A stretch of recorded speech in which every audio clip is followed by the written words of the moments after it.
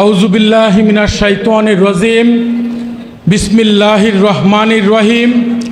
সর্বপ্রথম আমি গোলাম আমার মহান মুর্শেদ, আখিরি জামানার শ্রেষ্ঠ মহামানব মোহাম্মদ ইসলামের একমাত্র মুর্শেদ বাবা দেওয়ানবাগীর পরশময় কদম মোবারকে শতকোটি সালাম এবং কদমবুচি জানাই। কুতুবুল আক্তাব দুর্রে মাকনুন খাতুনে জান্নাত হজরত দয়ালমা রহমাতুল্লাহ আলাইহার পরশময় কদম মোবারকে শতকোটি সালাম ও কদমবুচি জানাই। সেই সাথে আমাদের বড় সাহেবজাদা হুজুরের কদম মোবারকে শতকোটি সালাম ও কদমবুচি জানাই।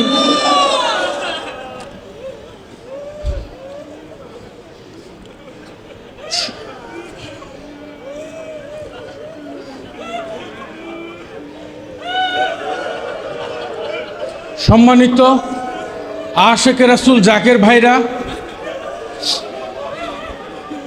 আসলে আমরা বাবা দেওয়ানবাগীর হযরত দয়ালমা রহমাতুল্লাহ আলাইহার কলিজার টুকরা হৃদয়ের ধন বড় সাহেবজাদা হুজুরকে নিয়ে এসেছি। দুই একটা বিষয় একটু আপনাদের সাথে আলোচনা না করলেই না।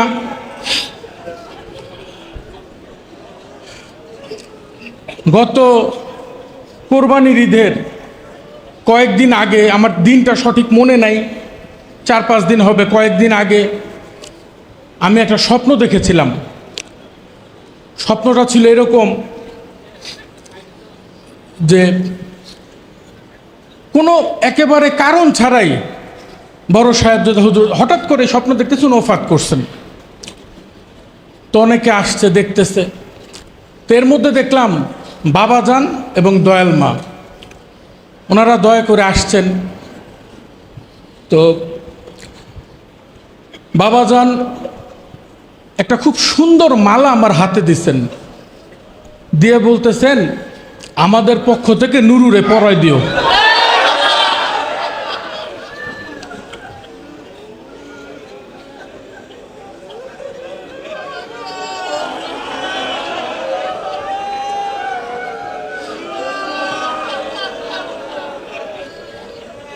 এরপরে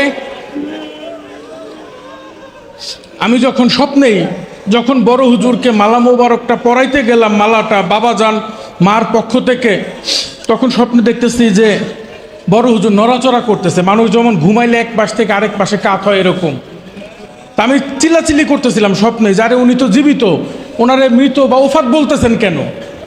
তখন দেখলাম কয়েকজন স্বর্গীয় পুরুষ, সাদা পোশাকধারী, অনেক লম্বা, চেহারা মোবারক নূরের আলোয় আলোকিত। ওনারা এসে বলতেছেন যে মহামানবরা এরকমই, ওনাদের বিধানের কারণে ওফাত করতে হয় কিন্তু জীবিত থাকে, তুমি তোমার কার্য সম্পাদন করো, মালা দাও।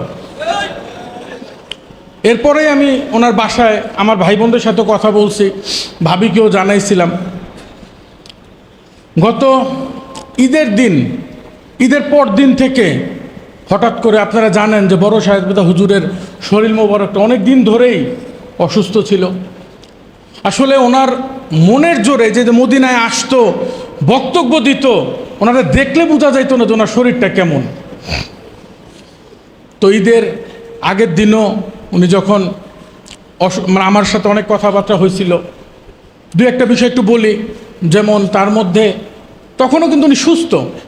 গত রোজার ঈদের কিছুদিন পরে একদিন আমারে হঠাৎ করে বলতেছে, এটা যারা বাবে জান্নাতের তারা ভালো জানবেন, উনি আমারে বলতেছে যে ভাই, আমার তো খুব ইচ্ছা ছিল মনিরে খোদার পাশে ঘুমানের, কিন্তু বাবে জান্নাতের এখন যে অবস্থা আপনারা জানেন সবাই, বাবে জান্নাতের বর্তমান অবস্থা, বলতেছে যে এখন যে অবস্থা, কবে বাবে জান্নাত উদ্ধার হবে, কবে যাব, তো তুমি একটা কাজ করো, আমারে না মার পাশে রাখো। আমি চুপচাপ শুনছি, বড় ভাই বলছেন, শুনে গেছি। উনি নিজেও স্বপ্ন দেখছেন, দয়াল মা ওনারে বলতেছে, নুরু আর কষ্ট করে কি লাভ, আমার সাথে ঘুমায় থাকো।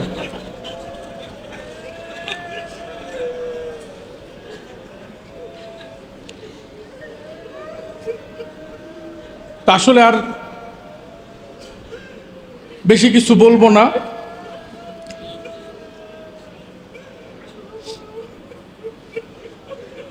আমরা বাবাজানের কথা মতো আমরা ওই রঙেরই একটা মালা মোবারক পরিবারের পক্ষ থেকে বড় হুজুরের গলায় দিয়ে দিছি।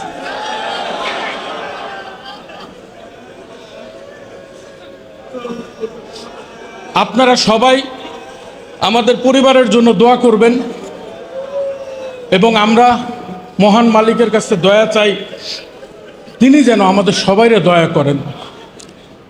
আর একটা কথা বলি, আমার বড় ভাইয়ের কাছ থেকে আমি যা শিখেছি, শরীর যেমন তেমন হোক, অবস্থা যেমন তেমন হোক, কিন্তু ইমানে মুর্শিদকে ধরে রাখতে হবে। আমার ভাই আমাকে এটা শিখাই গেছেন। আমি যত অসুস্থ থাকি, যত দুর্বল থাকি, যেই অবস্থায় থাকি, আমার মুর্শিদ বাবা দেওয়ানবাগী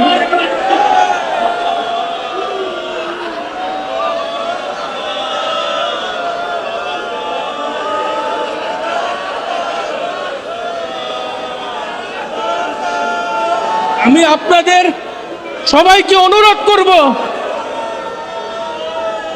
এই মহামানবকে সামনে রেখে আমরা বাবা দেওয়ানবাগীর কাছে আবারও ওয়াদাবদ্ধ হইতে চাই। আমরা সর্বস্ব দিয়ে বাবা দেওয়ানবাগীকে ধরে রাখব। আমরা কি ধরে রাখব? সর্ব অবস্থায় মুর্শিদ হিসাবে বাবা দেওয়ানবাগীকে ধরে রাখব। আলহামদুলিল্লাহ, হাত নামান। আলোচনা আর দীর্ঘায়িত করব না। পরিশেষে আমরা তো দুই বন্ধুর মতো, কত গল্প, কত কিছু। পরিবারের আপন মানুষ তো একজন একজন করে চলে যাইতেছে। প্রথমে মা ছিল, মা চলে গেল, বাবা ছিল। বাবা যখন বলছিলেন যে আমি তোমাদের বাবা, আমি তোমাদের মা, মুর্শিদ জাহেরাতে পর্দার অন্তরাল।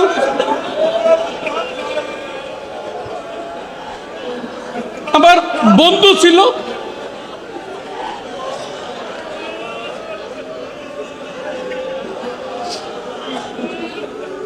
আমরা যখন যে কোনো অনুষ্ঠানে আসতাম মদিনায়, আমার জামার সাথে যদি এর জামা মিলতো, আমারে বলতো দেখছো আমাদের আত্মার সম্পর্ক।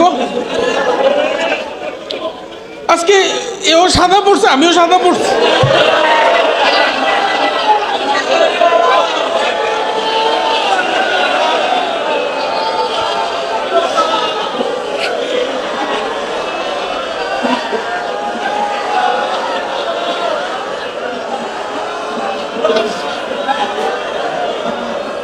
আমরা মহান মুর্শিদের উসিলা ধরে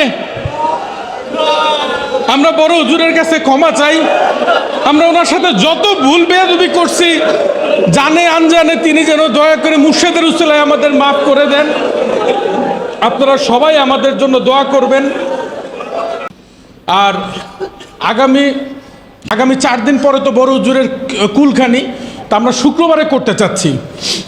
আগামী 20 জুন শুক্রবার দিন আপনারা সবাই আইসেন। আর চেহলাম তো 40 দিনে, সেটা সময় মতো জানাই দিব। বাবে মদিনাতে মহান মালিক দয়া করুক। আর পরিশেষে, হে আমার মুর্শিদ, আপনার কলিজার টুকরারে আমরা, হে আমার দয়াল মা, আপনার কলিজার টুকরারে আমরা সুন্দর করে গলায় মালা দিয়ে আপনার কাছে নিয়ে আসছি। মা, আপনার কলিজার টুকরা আপনার পাশেই ঘুমাবে।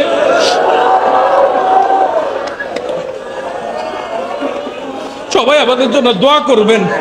মুর্শিদ আমাদের সহায় হোক, রাসূল আমাদের সহায় হোক, চন্দ্রপুরী আমাদের সহায় হোক, মহান রাব্বুল আলামিনের সবাই সহায় হোক।